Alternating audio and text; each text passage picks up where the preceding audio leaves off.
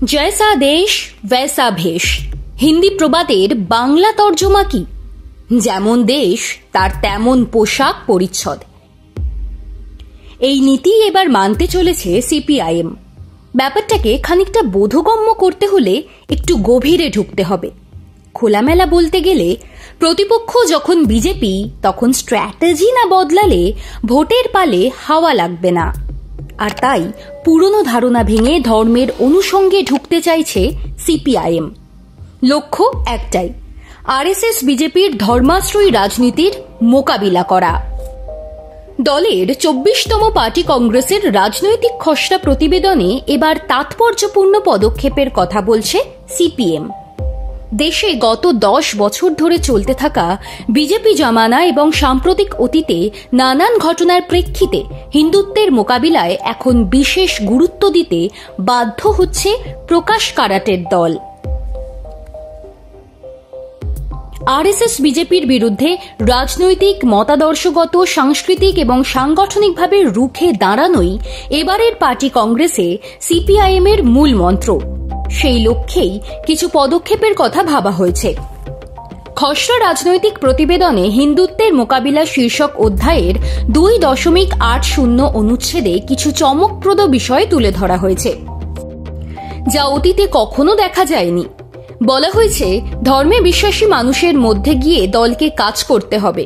ধর্মীয় বিশ্বাস এবং রাজনৈতিক উদ্দেশ্যে ধর্মের অপব্যবহার যে এক জিনিস নয়, সেই ফারাকটুকু তাঁদেরকে বোঝাতে হবে।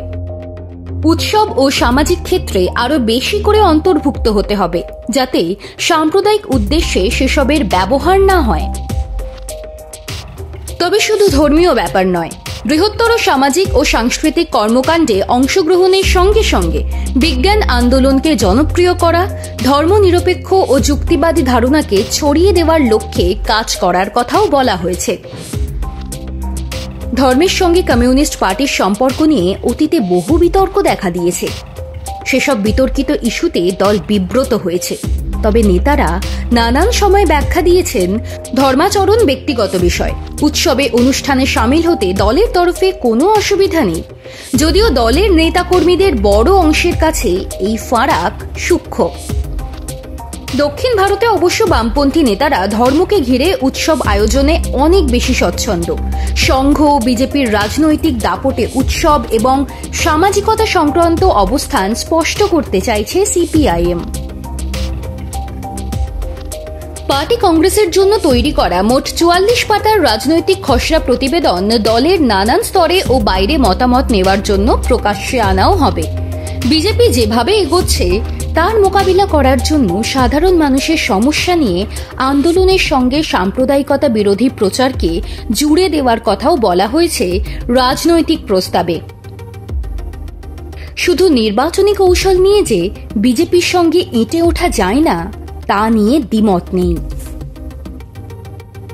কিন্তু সিপিআইএম এর মতো সাংগঠনিকভাবে দুর্বল হয়ে পড়া দলের পক্ষে কি বিজেপির রাজনীতির মোকাবিলা করা সম্ভব?